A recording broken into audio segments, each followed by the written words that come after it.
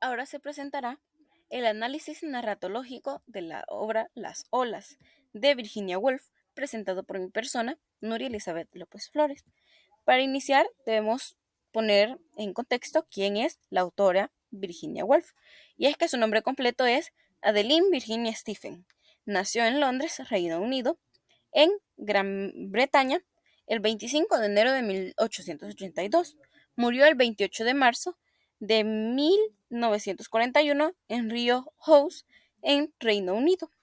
Los géneros literarios de ella fueron novelas y ensayos. Sus padres fueron Sir Leslie Stephen, quien era fundador del Dictionary of National Biography, es decir, del Diccionario Nacional de Biografías, y su madre fue Julia Duckworth, es decir, Jackson.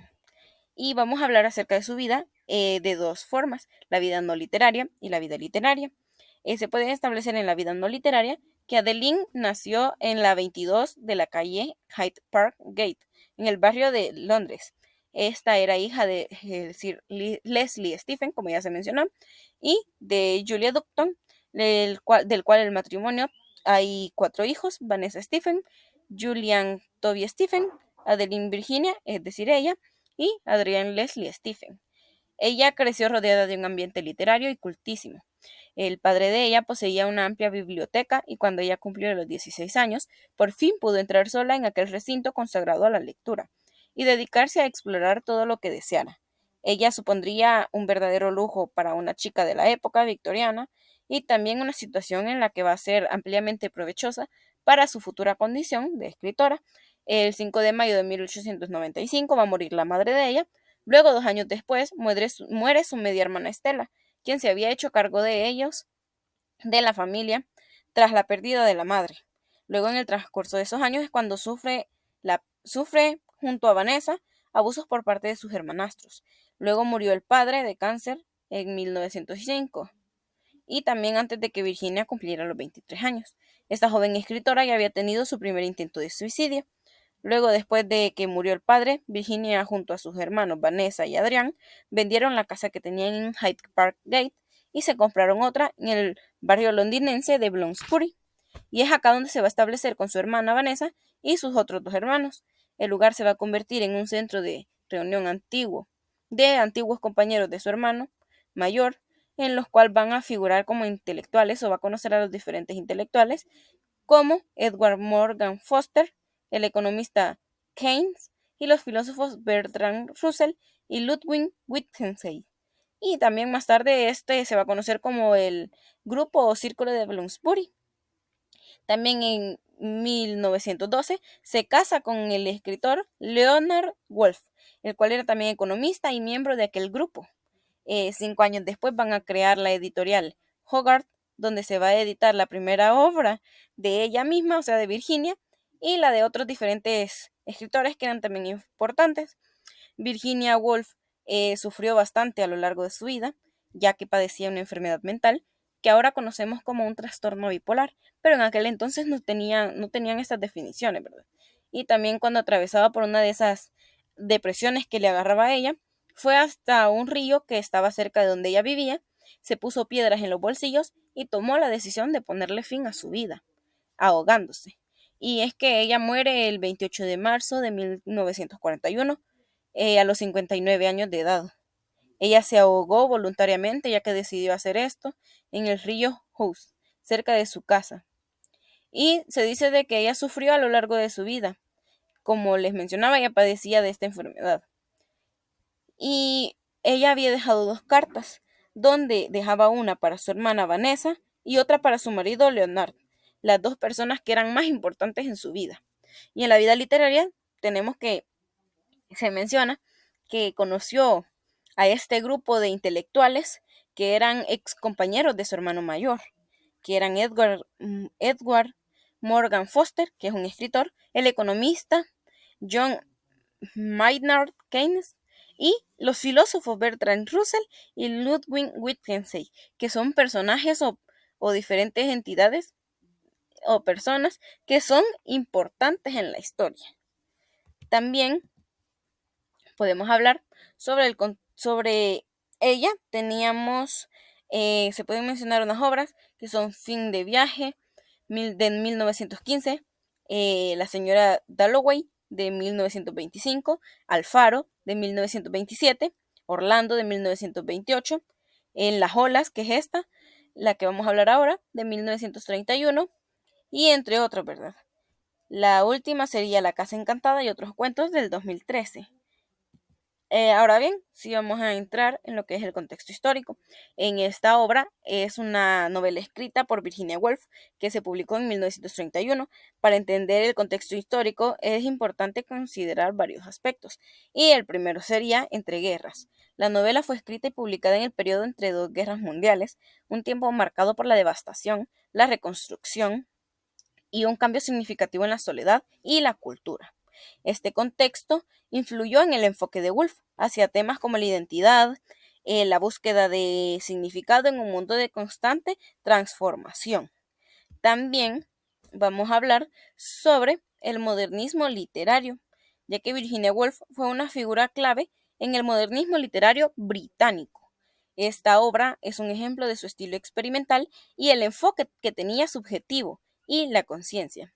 La novela también se va a encontrar estructurada en forma de monólogos interiores de 6 personajes, lo cual va a permitir que se exploren los pensamientos, percepciones y experiencias de manera profunda y fragmentada. También tenemos el cambio social y cultural. En la década de 1930, podemos observar de que fue testigo de importantes cambios sociales y culturales, incluida la crisis económica mundial conocida como la Gran Depresión, la cual se dio entre 1929 y 1939. Esta fue una devastadora crisis económica mundial iniciada por la caída de la Bolsa de Valores de Nueva York el 29 de octubre de 1929, o conocido como el Martes Negro. Esta caída va a provocar una pérdida masiva de riquezas y socavó la confianza en el sistema financiero. Hubo una sobreproducción y subconsumo, junto con problemas bancarios y políticos económicos fallidos, como la ley arancelaria Smoot-Hawley, que exacerbaron la crisis. También podemos mencionar de que esos eventos incluyeron en las preocupaciones y perspectivas de la escritora de la época, incluyéndose a Woolf, y quien abordó temas de alienación, es decir, de una pérdida, ¿verdad?, de la identidad, una incertidumbre y la búsqueda de significado en un mundo de crisis. Ahora bien, pasamos a lo que es la diégesis, y acá tenemos que a lo largo de la novela nos va a presentar a Bernard, Susan, Rhoda, Neville, Ginny y Luis, quienes son 6 amigos que se conocen desde que son pequeños, es decir, desde la infancia, y que mantienen una relación cercana a lo largo de su vida. Y es que a medida como avanza la lectura, se va a poder observar cómo cada personaje experimenta el paso del tiempo, los cambios en su entorno y los desafíos que van a enfrentar en su vida personal. También podemos observar de que su vida se van a representar como la metáfora de las olas que golpean la playa. Así, al amanecer podemos encontrarnos con la infancia de estos personajes tan especiales por una sensibilidad poco vista en las novelas. También, al mediodía, cuando está el sol en lo alto y la sombra cae hacia abajo, podemos observar que ya están en el centro de la línea de su vida, es decir, siendo adultos. Y al atardecer, no hay en esta obra una más trama que la vida de estos 6 seres o de esos 6 personajes que se van a enfrentar a la vida, valga la redundancia, de una forma u otra.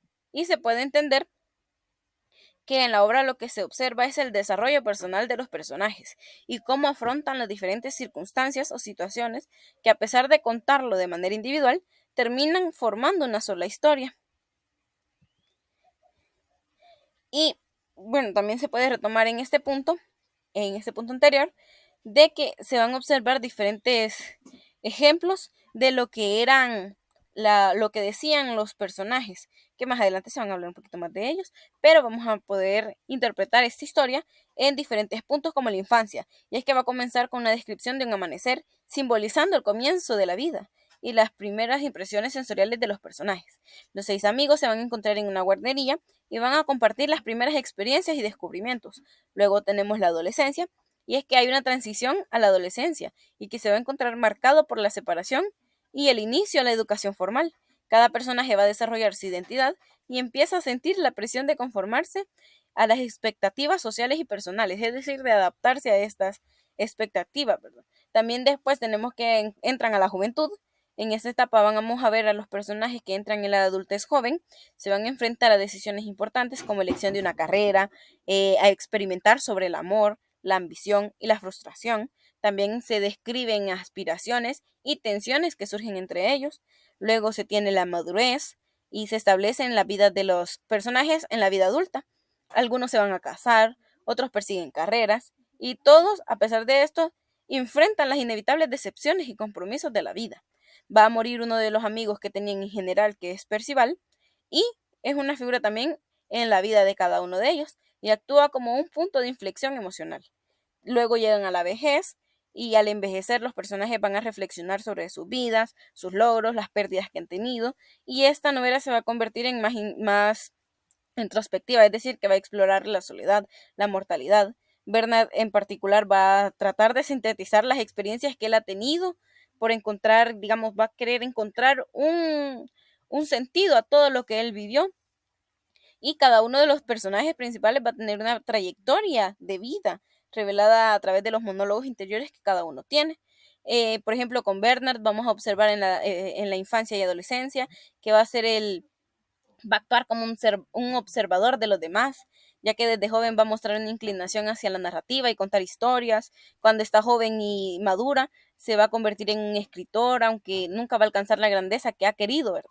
Se va a casar, tiene hijos y lleva una vida relativamente convencional, es decir, que está bien. Y en la vejez, él va a reflexionar sobre la vida, las historias que contó, las personas que conoció, y este monólogo final va a ser como una síntesis de todas las experiencias que compartió con sus amigos y una meditación sobre el significado de la vida y la muerte. También vamos a observar todos estos puntos en Susan. Cuando es una niña va a amar la naturaleza y se siente más conectada con el campo que con la ciudad. Desde joven va a ansiar una vida sencilla y rural. Se va a casar con un granjero y vive en el campo, cumpliendo su deseo de llevar una vida en contacto con la naturaleza. Va a tener hijos y se dedica a cuidar de su familia y su hogar. Y cuando está ya vieja, se podría decir, se va a enfrentar a los desafíos del envejecimiento y la soledad. Va a reflexionar sobre su papel como madre y esposa. Y la conexión profunda que ella tiene con la tierra va a seguir siendo una fuente de consuelo. Luego tenemos a Rhoda. Ella es una más introvertida y solitaria del grupo. Desde pequeña se va a sentir alienada y lucha con los sentimientos que tiene de inseguridad y ansiedad. Luego va a tener dificultades para encontrar su lugar en el mundo. Se va a mudar con frecuencia y nunca va a establecer una relación duradera. Su sentido de aislamiento la va a perseguir y la va a lo largo de su vida adulta. Y cuando ya llega la vejez, no va a poder soportar más la soledad y ansiedad y se va a suicidar, marcando uno de los momentos más trágicos que se van a observar en la novela, cuando ella se suicida. Luego tenemos a Neville, va a ser una intelectual y desde joven muestra un interés profundo por la literatura y poesía. Ella admira a Percival y desarrolla un amor no correspondido con él. Se va a convertir en un poeta exitoso, aunque la vida personal va a estar marcada por la soledad y no va a tener una relación amorosa, mantiene relaciones con otros hombres, pero nunca encuentra una conexión verdaderamente profunda y cuando llega a viejo, reflexiona sobre su vida y sus logros literarios, sintiendo un vacío debido a la falta de una relación amorosa y la muerte de Percival va a seguir siendo una de las heridas que están en su corazón. Luego tenemos a Ginny. Ella va a ser extrovertida y va a disfrutar de la vida social. Desde joven va a mostrar una fascinación por la belleza y la sensualidad. Se va a convertir en una de esas de la sociedad, ¿verdad? De las que se visten así bien bonito y todo. Va a disfrutar de su atractivo y del glamour de la vida urbana. Y la vida de ella va a estar marcada por numerosos romances y aventuras amorosas. También cuando llega a vieja va a enfrentarse la pérdida de la belleza y la vitalidad, lo que la lleva a reflexionar sobre el valor superficial de las apariencias y la fugacidad de la juventud. Es decir, de que va a ponerse a pensar en todo esto. También a Luis lo vamos a ver como un niño tímido al inicio y ambicioso, consciente del origen extranjero y determinado superioridad, con su inseguridad a través del éxito profesional.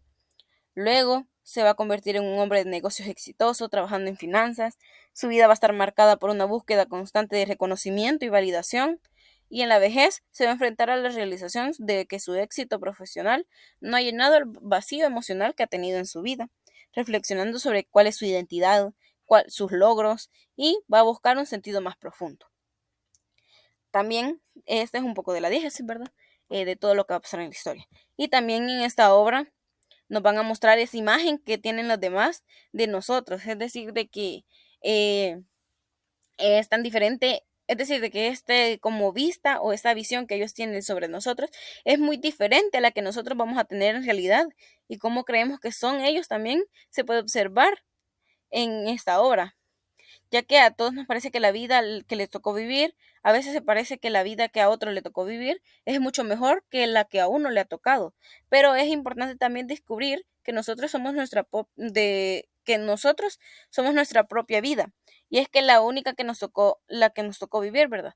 Y por esto, debemos hacer de ella algo que nos dé placer y felicidad, ya que esto va a ser, y la manera en cómo vivimos va a ser decidida por nosotros mismos. Y un ejemplo de esto se puede ver en la novela, el cual dijo Luis: hoy no he comido a fin de que Susan me considere cadavérico y que de Ginny me aplique el bálsamo exquisito de su comprensión. Pero mientras que admiro a Susan y a Percival, odio a los demás, ya que son ellos quienes me inducen a estas extravagancias, como peinarme y disimular mi acento. Eso también se puede observar como aquel perfil social que a veces queremos tener para poder compartir con diferentes círculos de personas o diferentes, digamos, personas dentro de la sociedad. Queremos aparentar algo que realmente no somos. Ahora bien, vamos a hablar un poco sobre lo que son los narradores. Y en el narrador vamos a poder observar de que hay diferentes tipos. Tenemos el narrador según conocimiento y según la ubicación respecto a la acción. Tenemos el primer ejemplo que dice: ahora se han ido todos, dijo Luis. Estoy solo, todos han entrado en la casa para desayunar y he quedado de pie junto al muro entre las flores. Es muy temprano antes de las clases. Flor tras flor puntean la profundidad verde, los pétalos son arlequines, los tallos surgen de los negros hoyos, las flores nadan como peces de luz en la superficie de las oscuras aguas verdes. Sostengo un tallo en la mano, soy el tallo. Y se encuentra en la página número 4. Este va a ser un narrador personaje, es decir, protagonista, y es un homodiegético porque se encuentra dentro de la obra. Y este es el personaje Luis. También tenemos el siguiente. Por entre el claro en el seto, dijo Susan, aquí hablamos que Susan, el personaje. Vi como Ginny le besaba. Alcé la cabeza inclinada sobre la maceta y lo miré por el claro del seto. Vi como Ginny le besaba. Los vi, a Ginny y a Luis besándose. Ahora envolveré mi angustia en el pañuelo que siempre llevo en el bolsillo. Y acá seguía el ejemplo que decía: y la angustia quedará apretujada en una pelota. Y este es en la página número 6. El cual también tenemos el narrador personaje, que es protagonista, y un narrador homodiegético. Acá se tienen que todos los personajes son protagonistas por el hecho que son 6 personajes que son importantes dentro de la novela y son los únicos personajes que narran la historia. Son homodiegéticos porque todos están dentro de la obra. También vamos a hablar un poco sobre los personajes. Y en los personajes tenemos a los 6, que son los importantes de la novela, que son Bernard, Rhoda, Neville, Ginny, Luis y Susan, de los cuales ya les hablé un poco. Y acá tenemos que según la historia todos son protagonistas porque son importantes dentro de la novela y son quienes nos van contando las historias de sus vidas. Cada uno va contando la historia de su vida, que de igual manera se van entrelazando entre las opiniones de cada uno de ellos conforme va pasando lo de la novela y lo vamos leyendo. Todos son redondos, ya que son personajes que están muy bien construidos, de manera que vamos a conocer las historias, las motivaciones, los miedos, entre otras cosas. Son personajes complejos, realistas, que se pueden ver, y son creíbles. También son los que impulsan la trama. En estos todos impulsan esta trama, lo cual es conocer acerca de la vida de cada uno de ellos, las cosas que tuvieron que pasar, e incluso podemos observar que la que se suicidó, que no se sentía conforme con ella misma. Luego vamos a hablar un poco acerca del tiempo. Y en el tiempo tenemos que es una obra lineal o cronológica, conocido como ab ovo, ya que la historia comienza y se va desenvolviendo de manera cronológica porque sigue un orden. En este tiempo se puede observar de que empezaron desde que estaban pequeños hasta que llegaron a viejos y incluso murió uno de ellos y también la que se suicidó.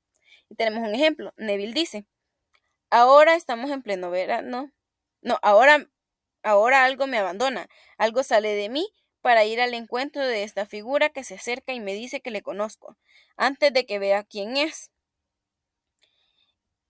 Qué curioso cambio se experimenta con la adición, incluso a distancia, de un amigo. Cuán útil función realizan los amigos cuando nos recuerdan, pero cuán penoso es ser recordado, ser mitigado, que la propia personalidad sea adulterada, mezclada, que llegue a formar parte de otra. Y esto se encuentra en la página número 44. También está lo que es el tiempo en la historia. Tenemos tiempo en la historia, el cual es el ejemplo. Ahora estamos en pleno verano, es la página número 20. Y este tiempo en la historia es aquel tiempo que se puede observar que está especificado dentro de la obra y también es cuando el narrador deja marcas claras del tiempo. Y acá se puede observar de que está sucediendo en el verano y está en la página número 20. Y también en el segundo ejemplo dice, este es el primer día de las vacaciones de verano. Igual hace alusión que se está realizando o se está dando en el verano. Y está en la página número 32. También hay un tiempo psicológico, el cual es la sensación del movimiento del tiempo en la mente de los personajes. Y tenemos el ejemplo. El tren reduce su marcha ahora que nos acercamos a Londres. El centro y también el latir de mi corazón se amortigua de miedo, de alegría. ¿Qué encontraré allí? ¿Qué extraordinaria aventura me espera entre estas camionetas de correos, estos maleteros, estas multitudes que llaman taxis? Me siento insignificante, perdido, pero exultante de gozo. Con un suave choque nos detenemos. Dejaré que todos bajen antes que yo. Me quedaré sentado, inmóvil, durante unos instantes, antes de sumergirme en este caos, este tumulto. Y está en la página número 38. Y acá se puede observar de que el tiempo avanza más lentamente en la mente del personaje. En este caso, cuando van en un tren, él empieza a pensar qué es lo que va a encontrar ahí y qué diferentes cosas como que le van a suceder. También tenemos el uso de diferentes elementos en el tiempo, el cual es la analepsis. Y en la analepsis vamos a poder observar que es conocido como también como un flashback, es decir, de que se interrumpe en algún momento para relatar un hecho ocurrido en el pasado. En este entonces tenemos un recuerdo y el ejemplo dice, recuerdo cómo se alzaba el sol, cómo las golondrinas rociaban el césped. Recuerdo las frases que Bernard componía cuando éramos niños y las hojas se estremecían sobre nuestras cabezas. Múltiples hojas, muy leves quebrando el azul del cielo, esparciendo vagabundas luces sobre esqueléticas raíces de las hayas bajo cuyas copas me sentaba, sollozando. La paloma alzaba el vuelo. Yo saltaba y corría tras las palomas que se arrastraban como el colgante hilo de un globo. Y subían, escapando de rama en rama. Y eso se encuentra en la página 104. También tenemos el uso de las prolepsis. Y las prolepsis van a ser adelantar un acontecimiento que según en un orden cronológico debe ir después, ¿verdad? Pero este es como adelantar algo que va a suceder en el futuro. Y dice el ejemplo, muy pronto, al mediodía, cuando las abejas zumban alrededor de las flores, llegará mi amor. Se quedará en pie bajo el cedro. A su única palabra contestaré con mi única palabra. Le daré lo que en mí se ha formado. Tendré hijos, tendré criadas con delantales, trabajadoras con horcas, una cocina a la que traerán a los cabritos enfermos para que cobren calor en un cesto, una cocina en la que colgarán jamones y brillarán las cebollas. Seré como mi madre, silenciosa, con delantal azul, recorriendo las miradas de las alacenas. Eso es en la página 52 y esto lo dice Susan, es decir, que ella está pensando cómo va a ser en un futuro y quiere ser como su madre. También tenemos el uso de pausas. En esa novela vamos a tener el uso de pausas y es cuando el narrador va a interrumpir el desarrollo de esta historia para hacernos ver descripciones o reflexiones que van surgiendo. Y en esto tenemos el ejemplo. Llegó como un señor a sus tierras. Ahí está nuestro fundador, nuestro ilustre fundador. Erguido en el gran patio, con un pie alzado. Saludo a nuestro fundador. Estos cuadrángulos tienen un noble aire romano. Las luces de las aulas están ya encendidas. Quizás sean laboratorios.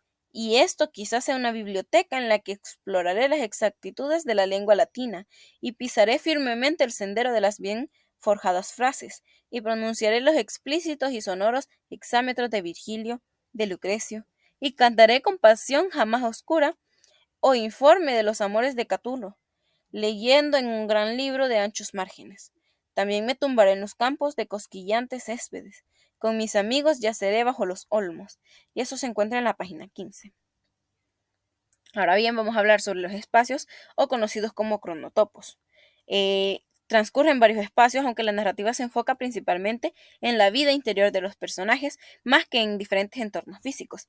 Aún de esta manera, vamos a poder observar lugares que han sido mencionados en la novela y que son importantes en el desarrollo de la novela, valga la redundancia, para comprender el contexto y la atmósfera.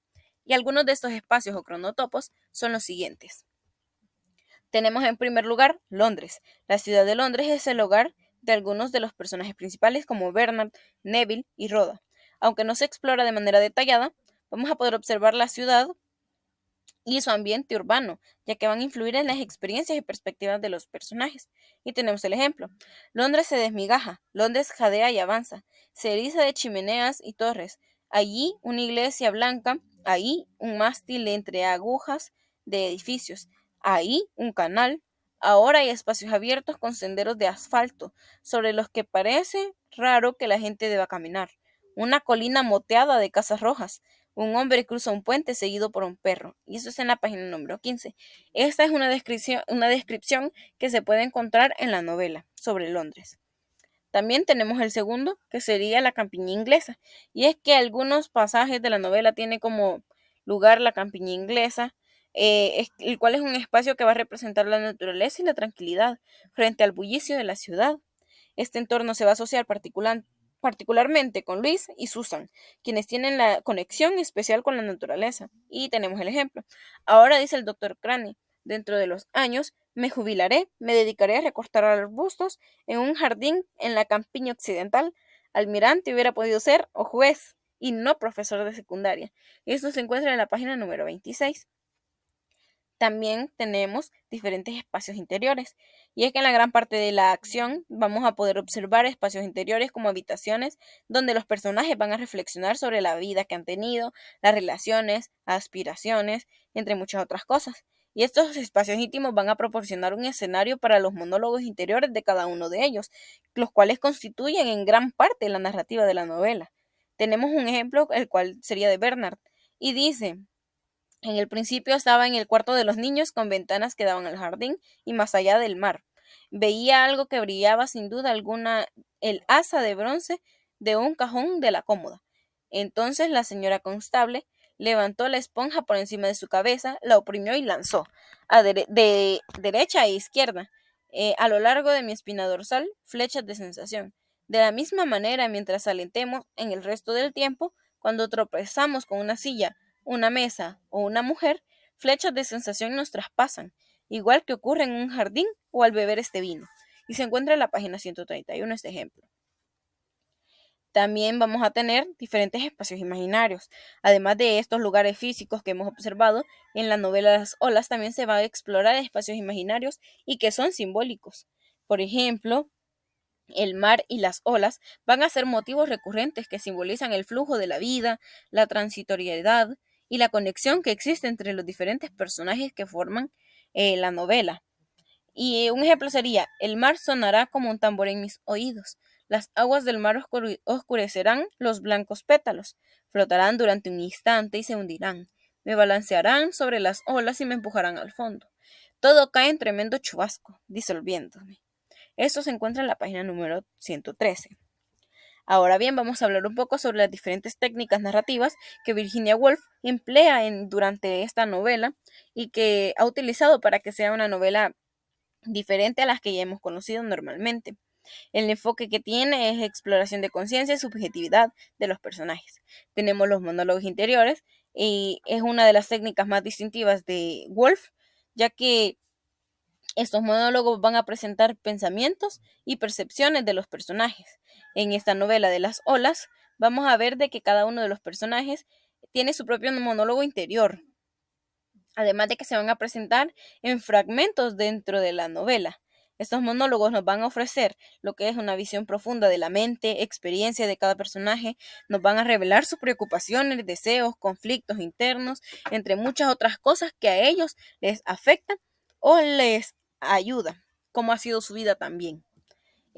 Tenemos también lo que es la narrativa fragmentada y en lugar de tener una trama lineal normal, por así decirlo, que es tradicional y que lo conocemos, en esta obra vamos a poder observar una estructura narrativa fragmentada, es decir, compuesta por diferentes monólogos interiores de los personajes, los cuales se van a entrelazar con las descripciones atmosféricas y reflexiones filosóficas.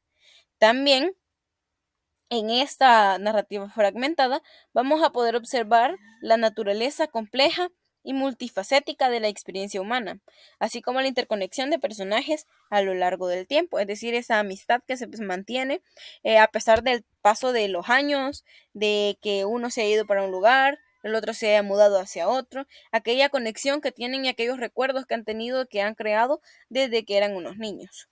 También tenemos el uso del tiempo. Y Virginia Woolf va a jugar con la percepción del tiempo en la novela. Va a entrelazar momentos del pasado, esos recuerdos que se daban, ¿verdad?